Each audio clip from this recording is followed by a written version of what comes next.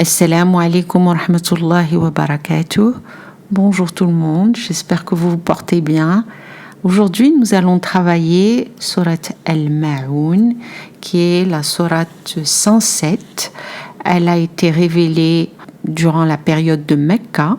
Elle comprend 7 versets, 7 ayats. Son nom est tiré du mot Al-Ma'oun, qui se trouve dans la 7e ayat, le dernier verset.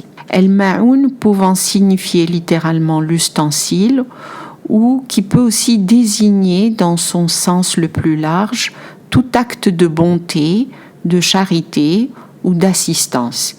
Il veut dire une petite action, une petite bonté, un petit service qui en apparence est insignifiant mais qui peut avoir beaucoup de poids aux yeux de Dieu, Allah subhanahu wa ta'ala. Selon la tradition musulmane, Surat Al-Ma'oun fut révélée au cours des premières années de l'islam, avant la migration à Médine.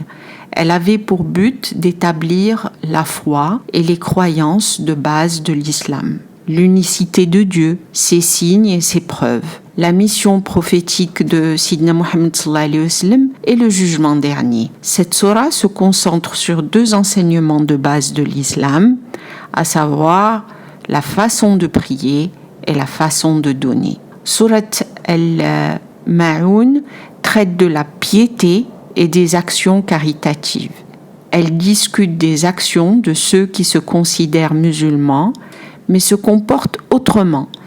Ces personnes privent les orphelins de leurs droits, se livrent à une fausse vanité, et même dans la prière, ils prient sans aucun engagement. Les versets de Surat Al-Ma'oun décrivent les caractéristiques de ceux qui nient la réalité du jour du jugement dernier ou qui ne s'en soucient pas. Alors on va essayer de faire un bref résumé de cette sourate. De la première ayah à la 3e, Dieu va parler de ceux qui nient la réalité du jugement dernier et il va commencer par demander au prophète, Sidna Muhammad sallallahu alayhi wa sallam, s'il a entendu les gens mentir au sujet de la religion et nier le jugement dernier. Ces gens s'entêtent dans leurs péchés et refusent de reconnaître qu'ils devront un jour rendre des comptes. Ils sont reconnaissables à leur action, c'est-à-dire qu'ils repoussent les orphelins, qui sont les plus vulnérables de la société.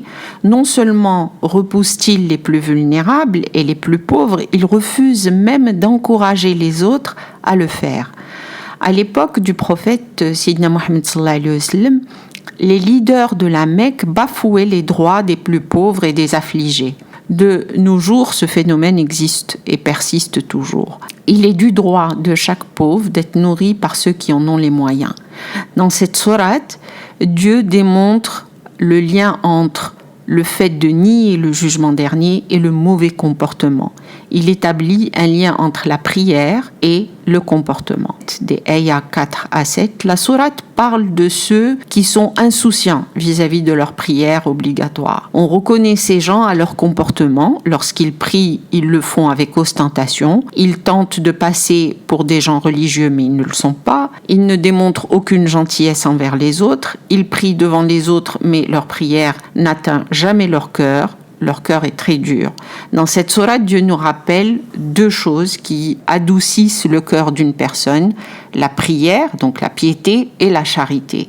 Ces 2 choses sont étroitement liées. Si une personne refuse de reconnaître le droit des pauvres et des faibles à être aidés, il va de soi qu'il refusera également de respecter les droits de Dieu, Allah subhanahu wa ta'ala. Les gens qui correspondent à cette description sont égocentriques. Ils refusent d'accomplir même les plus petits gestes de bonté, ces gestes que les gens normaux font sans y penser, comme sourire ou dire bonjour ou tout simplement aider. De toutes nos actions résultent des conséquences et la plus importante de ces conséquences, nous la verrons au jour du jugement dernier. Allah subhanahu wa ta'ala dans Surat Al-Ma'oun nous dit clairement de quelle façon on peut éviter une issue désastreuse lors de ce jour fatidique. Les exégètes du Coran Coran ont tiré des leçons de Surat al-Ma'un. La principale leçon est que la véritable foi, ce que l'on appelle l'iman, doit inciter au bien, vers des actes de bonté. Or que les mauvais actes sont des preuves d'une foi faible ou d'un iman faible ou d'une incrédulité. Les bonnes œuvres qui ne sont pas le fruit d'une croyance sincère, d'un iman sincère, ne seront pas effectuées convenablement puisque ces actes sont faits par ostentation et négligence. Surat al-Ma'un décrit deux types de personnes, les mécréants et les hypocrites.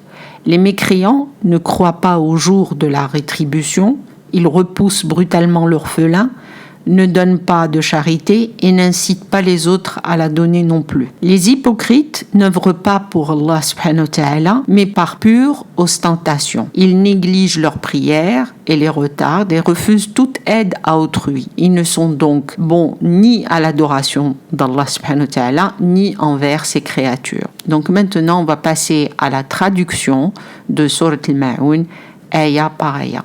Bismillahirrahmanirrahim, au nom d'Allah, le tout miséricordieux, le très miséricordieux. Ara'ayta alladhi yukaddibu bid-din, n'as-tu pas considéré celui qui tient pour mensonge la rétribution? Cette ayah pose une question simple. Quel genre de personne nierait la vérité évidente, le jour de la rétribution? La réponse est fournie dans les versets suivants de cette sourate.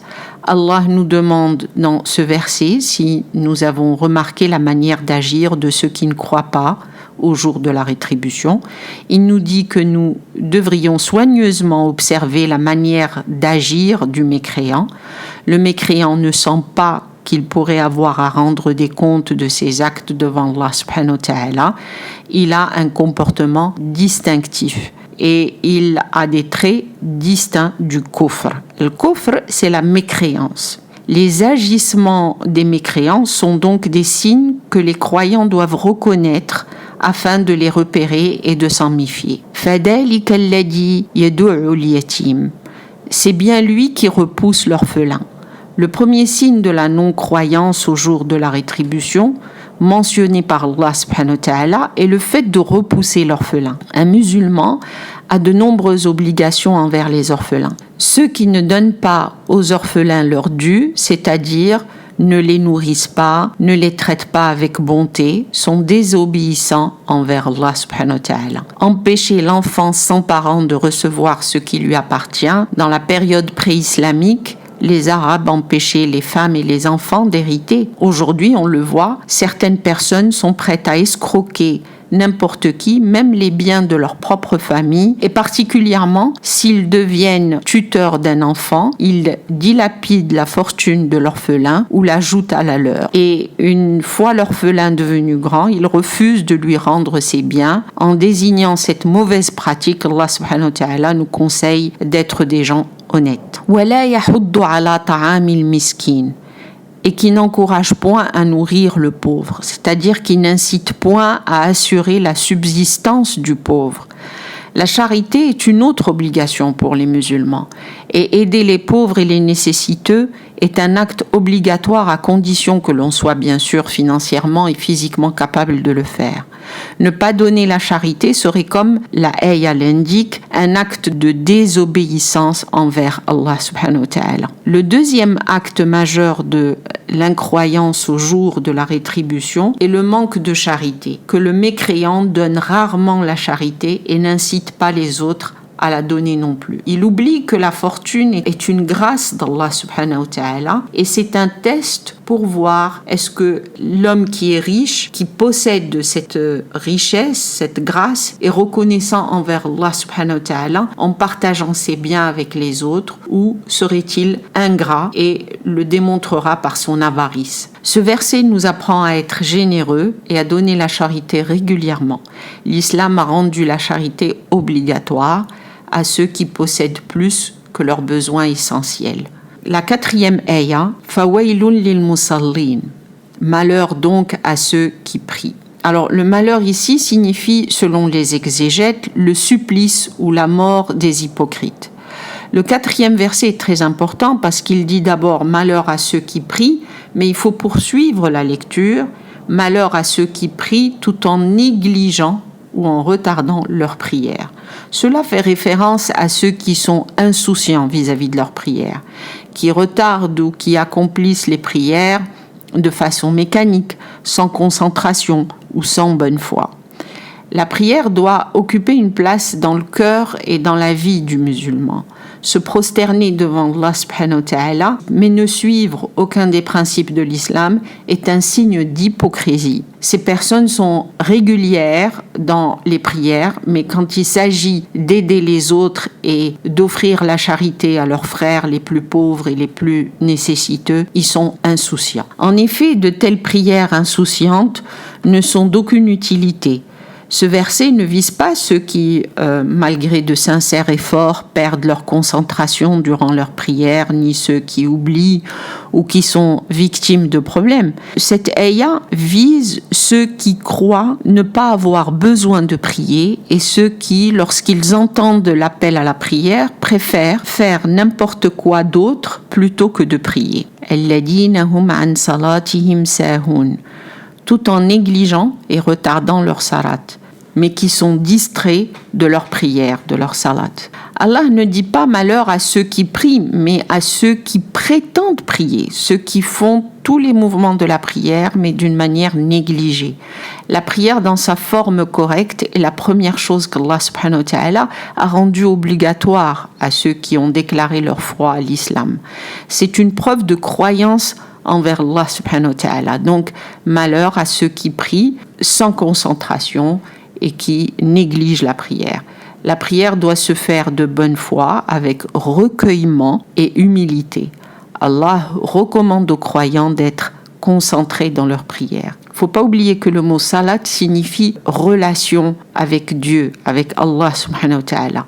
Donc, très souvent, la prière vous aide à éviter de commettre des erreurs. Alladhina hum yara'ouna, ceux qui font tout par ostentation, ceux qui sont pleins d'ostentation. Ils font la prière pour faire croire aux croyants qu'ils sont musulmans ou pour gagner l'estime de ceux qui les regardent.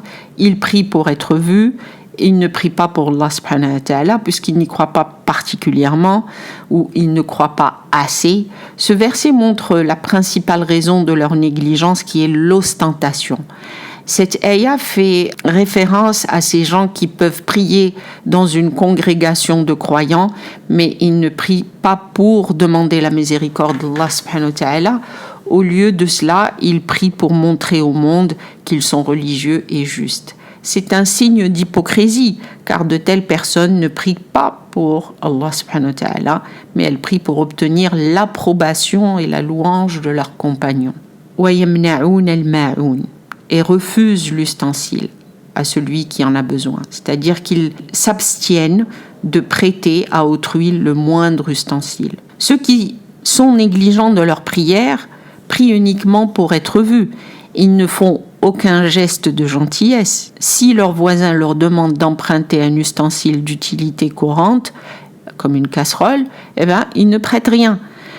La salat qui est réalisée avec une croyance et une humilité et une piété envers Allah subhanahu wa ta'ala empêche de commettre tous les actes de méchanceté. Surat al-Ma'un nous rappelle avec force que nous devons rester fermes dans nos prières et être gentils avec nos proches, avec les créations d'Allah subhanahu wa ta'ala. Wallahu a'lam wa sadaqallahu al-azim. J'espère que cette petite explication et traduction de Surat al-Ma'un vous a aidé. N'hésitez pas à me laisser vos commentaires et à vous abonner. En vous souhaitant une super bonne journée. Wassalamu alaikum wa rahmatullahi wa barakatuh.